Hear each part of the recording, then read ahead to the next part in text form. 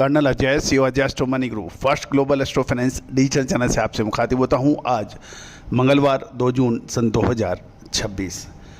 दोस्तों, आपको याद होगा कि कुछ समय पहले हमने आपको प्री अलर्ट दिया था मानसून के बारे में, जबकि भारतीय मौसम विभाग समय पर मानसून की बात कर रहा था। हमने यही कहा था इस बार मानसून डिले आ रहा है, ऐसी प्रबल संभावना है। मानसून डिले आएगा, साथ साथ रील बैक यानी वापसी विदाई भी देरी से होगी। अब भारतीय मौसम विभाग भी इस चीज़ की पुष्टि कर रहा है। दोस्तों, फाइनेंशियल एस्ट्रोलॉजी हमेशा से ही आपको अग्रिम विश्लेषण देने में प्रसिद्ध रही है। आज के इस एपिसोड में हम चर्चा करेंगे कि देश की कृषि मंडियों में और खरीफ बुआई से जुड़ी महत्वपूर्ण खबरें आप तक पहुंचाई जा रही हैं। जानिए रिपोर्ट विस्तार से।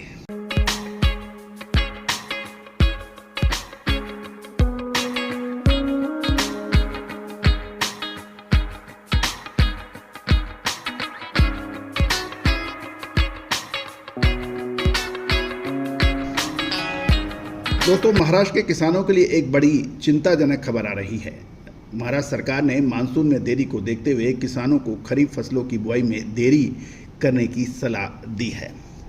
महाराष्ट्र में खरीफ की बुआई पर मानसून की देरी का सीधा असर पड़ सकता है। सोयाबीन, कपास और दालों के बाजार में इस समय मानसून वॉच लगा दी गई है।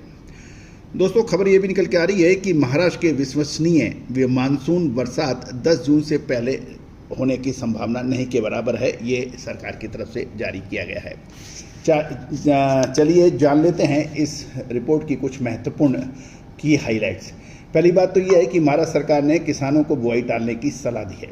दूसरा, प्री मानसून की बारिश मानसून की शुरुआत न माने ये टिकाऊ बुआई के लिए पर्याप्त नहीं है। ये बहुत महत्वपूर्ण बिंदु है। सबकी पैनी नज़र इन प्रमुख फसलों पर है, जिसमें सोयाबीन, कपास, तुअर, मक्का और दूसरी दालें हैं। दोस्तों, महाराष्ट्र देश का प्रमुख सोयाबीन, कपास और दालों मक्का उत्पादक राज्यों में सबसे अग्रणी राज्य माना जाता है। फिलहाल की बात करें तो निकट अवधि में बाजारों का असर भावनाओं यानी सेंटीमेंट से प्रेरित रह सकता है। व्यापारी अब बुआई की प्रगति, रकबे की संकेतों पर नजर गड़ाए हुए हैं। अगले 7 से 10 दिन मानसून की प्रगति, विदर्भ और मराठवाड़ा में बारिश के वितरण और शुरुआती बुआई के अनुमान बहुत महत्वपूर्ण रह सकते हैं। दोस्तों, ये भी बात है कि कुछ व्यापारियों से बात करने पर यह भी नज़र आ रहा है कि जून की शुरुआत में थोड़ी देरी अभी कोई क्रॉप रिस्क इवेंट नहीं है, बशर्ते कि महीने के दूसरे भाग में बारिश में सुधार हो। लेकिन अगर 10 जून के बाद भी बारिश छितराई रही तो रकबा कम होने और फसल के कमज़ोर होने की आशंका बढ़ सकती है, जिससे दामों में असर पड़ सकता है और दोबारा बुआई का जोखिम भी हो सकता है। दोस्तों, यदि हम पैन इंडिया की बात करें कि महाराष्ट्र नहीं बाकी अन्य बड़ी खबरों पर भी बाजार नज़र रखा हुआ है।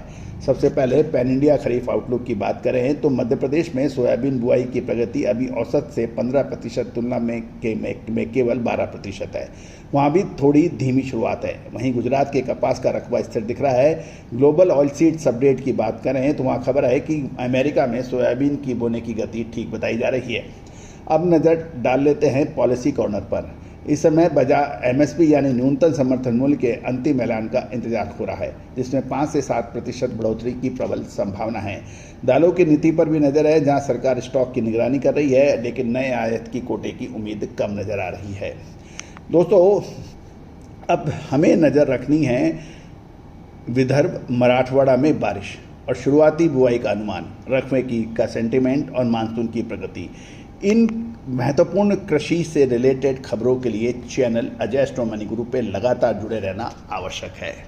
साथ साथ दोस्तों, एक शुभ समाचार, 14 जून सन 2026 यानी रविवार को हम ऑनलाइन वेबिनार का आयोजन कर रहे हैं। इसमें वो सीक्रेट 300 साल पुराना फार्मूला आपसे साझा होगा, जिसमें बाजारों में ज़बरदस्त तेज़ी और गिरावट की कैलकुलेशन आपको सिखाई जाएगी, बताई जाएगी, शेयर की जाएगी।